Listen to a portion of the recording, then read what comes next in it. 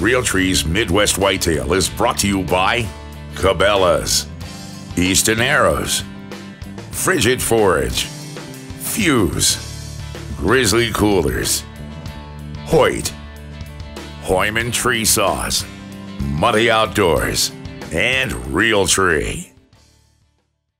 Well, it's just before 5 o'clock here, and I'm all set up, ready to go for the night.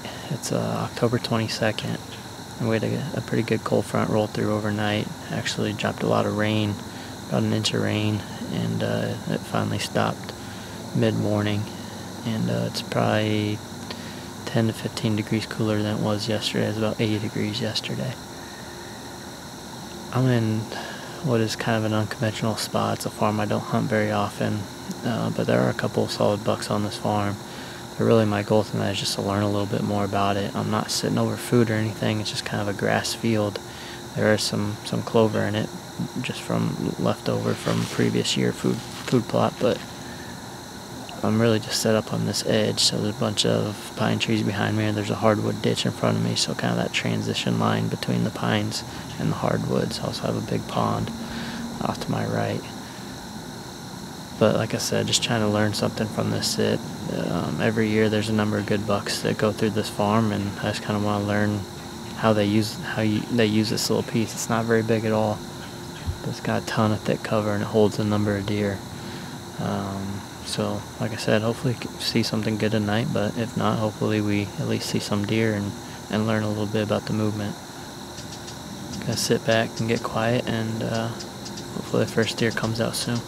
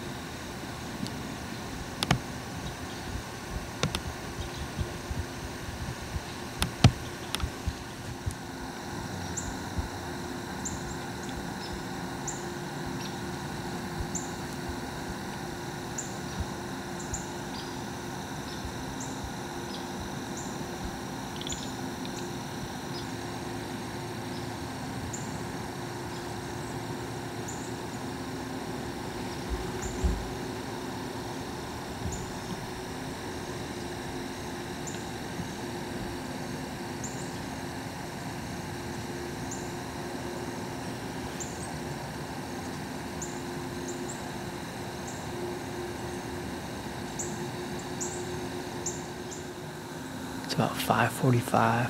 Just had that solid buck cross the field at the opposite end from where I'm sitting. I was too busy worrying about the camera and getting footage of him that I didn't really see how old he was. But it's cool to see a buck up early on its feet and walk around back in here.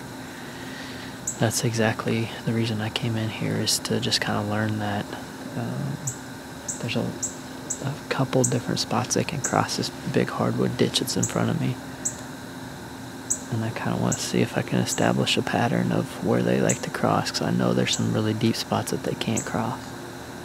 So if I can kind of nail down a good crossing, what I might do is look into coming up the creek and finding a tree to hang in right on that crossing somewhere, because I want to be in the hardwoods for sure.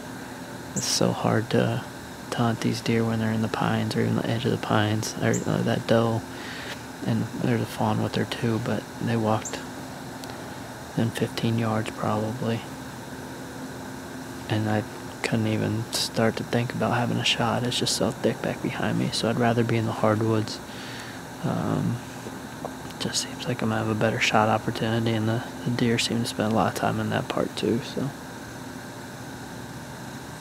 good start. Got about, I don't know, an hour left, and hopefully continue to learn tonight.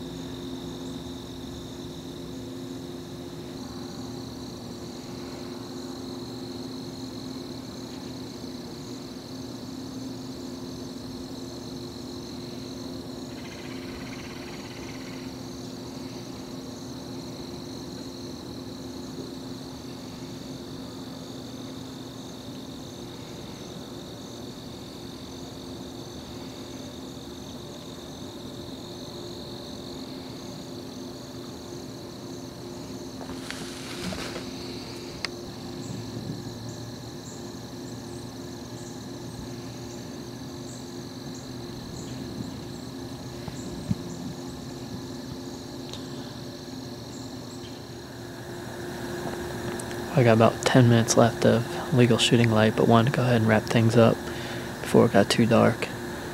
Overall, it was a good night. Saw 3 different bucks, and I think all of them were at least 3, if not older. That second buck, he's a solid 8-pointer. We have pictures of that deer. I don't know if I would have shot him or not, but I did grunt at him just to kind of see how he'd respond, and he got all fired up. He grunted back, snort, wheezed back. I started tearing up some trees just inside the brush there.